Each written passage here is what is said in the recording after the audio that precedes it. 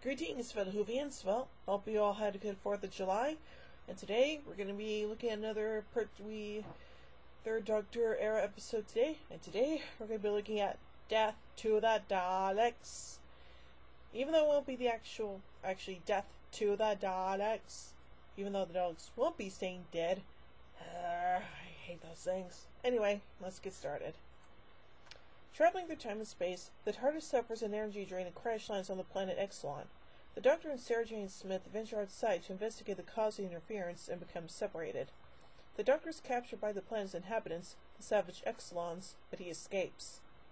Sarah is attacked by one of the creatures in the TARDIS and flees into the night, finding a huge white city with a flashing beacon. When daylight arrives, the Doctor is found by a party of the Marine Space Corps. They take him to their ship, which has been stranded by a power drain. They are on an expedition to mine perinium, a mineral abundant only on Exelon, which can cure and give immunity from a deadly space plague. The lives of at least 10 million people depend on the expeditions obtaining the perinium and leaving the planet within a month. They show the Doctor some photos they have taken of the nearby city, which the Exelons worship, sacrificing anyone who ventures too close to it. Sarah does so and is captured and taken to the Exelon's caves to be sacrificed by the High Priest. Dun dun dun! A ship containing 4 Daleks now arrives. Both the Daleks' ship and their weapons have been rendered useless by the energy drain. The Daleks encounter the Doctor and attempt to exterminate him, but their weapons do not work. The Daleks claim that several of their planetary colonies are suffering from plague. They need the perinium for the same reason as the humans.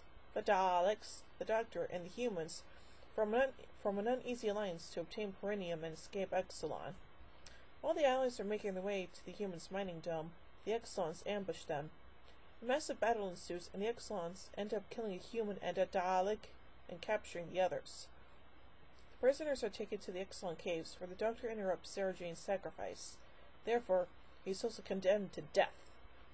When the dual sacrifice commences, a second party of Daleks, who have replaced their energy weapons with firearms, attack in force, killing a number of Exelons. The first Exelon send humans to mine perinium. The Doctor and Sarah flee into underground tunnels.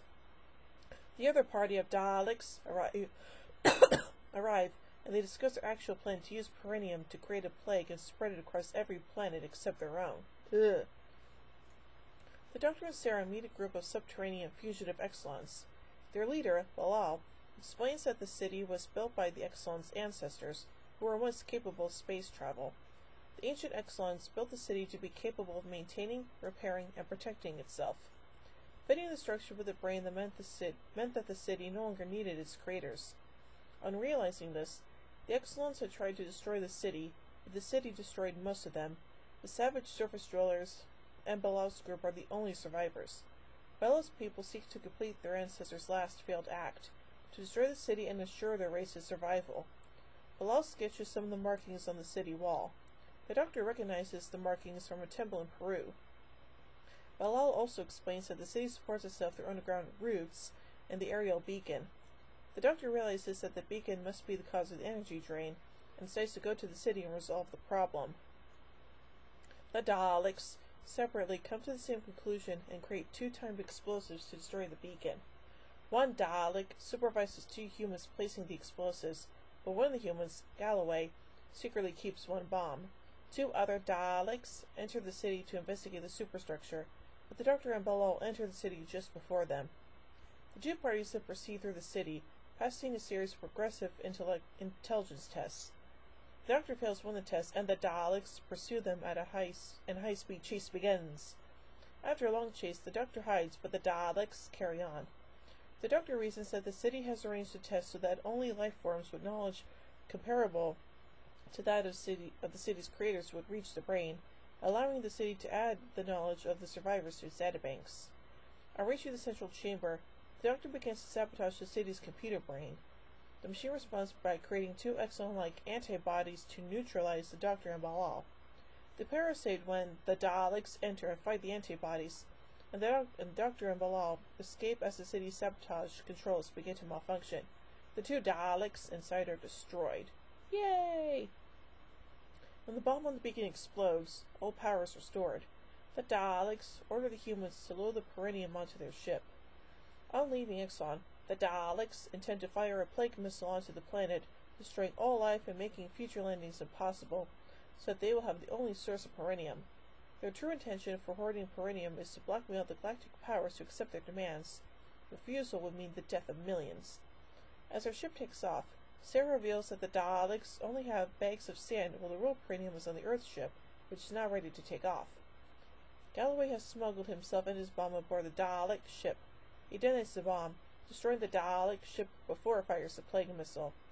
Back on Exelon, the city disintegrates and collapses, the Doctor sadly commenting that the universe is now down to 699 wonders. Aw, that's too bad. Well, anyway, let's look at some production elements of this story. Working titles for this story were the Excellence and the Excellence. Excellence, with the first one having one X and the other one having two X's. Okay then. The incidental music for the serial was composed by Carrie Blyden and performed by the London Saxophone Quartet. Interesting. This is one of two Third Doctor serials, the other being the Cause of Exos, to still have a 90-minute PAL studio recording tape. Part 1 of the story was chronologically the last to have its original master videotape wiped for reuse. This was initially returned to the BBC archive through the discovery of a 525-line NTSC recording.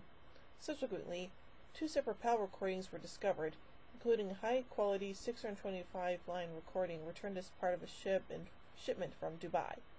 So, yeah, overall pretty interesting story, and hey, I am a sucker for good Dalek stories, so here you go. So overall, I give Death to the Daleks 4 sonic screwdrivers out of 5. Well, join me next week for the penultimate story, The Monster Peladon. Ooh, should be interesting. So, until then, this is Hooping Queen saying, "Oh my giddy aunt, when I say run, run, I have a versatility of the neutron flow. Would you like a jelly, baby? Fantastic. Allons-y, Geronimo! Bow ties are cool, fezzes are cool, and Stetsons are cool."